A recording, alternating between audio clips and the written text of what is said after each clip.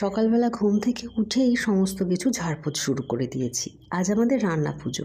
এমনিতে একটা ঘর আমাদের ফাঁকাই থাকে, সেখানে দুটো মাত্র বাক্স থাকে। সেই বাক্সে থাকে বাবুর পুরনো খেলনা। সেইগুলোই এখন ঝেড়ে ঝুড়ে দেখে নেওয়া হচ্ছে, কোনো কিছু ঢুকে ঢুকে নেই তো, অনেক দিন তো পড়ে আছে।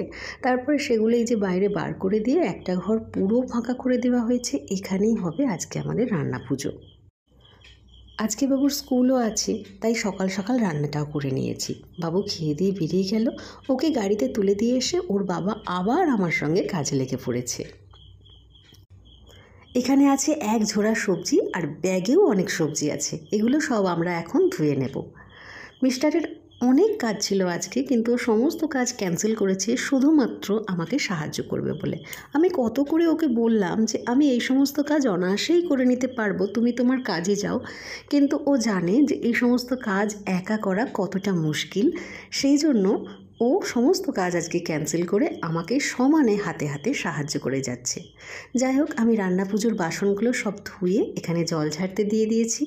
সবজিগুলো আমাদের ধোয়া হয়ে গেছে, আর এদিকে বাপি বাজার থেকে মাছ নিয়েও চলে এসেছে। এখানে আছে ইলিশ মাছ আর আছে কাতলা মাছ। এই দুই ধরনের মাছই আমাদের রান্না পুজোয় রান্না হয়। বাপি বাজার থেকে মাছ এনে দিয়ে আবার দেখুন সঙ্গে সঙ্গে নারকেল কাটতে বসে গেছে। আজকে কারোরই আমাদের বসার সময় নেই। যে বাসনগুলো আমি জল ঝাড়তে দিয়েছিলাম সেগুলো এই যে ঘরে রান্না করব সেখানে সব নিয়ে গুছিয়ে রাখছি। সবজিগুলোও ধুয়ে রেখেছিলাম, সেগুলোও এখানে রেখে দিলাম। মোট কথা রান্না পুজোয় যা যা লাগবে সব এই ঘরে গুছিয়ে রেখে দিলাম। শেষে এখন এই যে কলা পাতাগুলো ধুয়ে নিচ্ছি। আপাতত এ বেলার মতো কাজ শেষ, ও বেলা করব রান্না।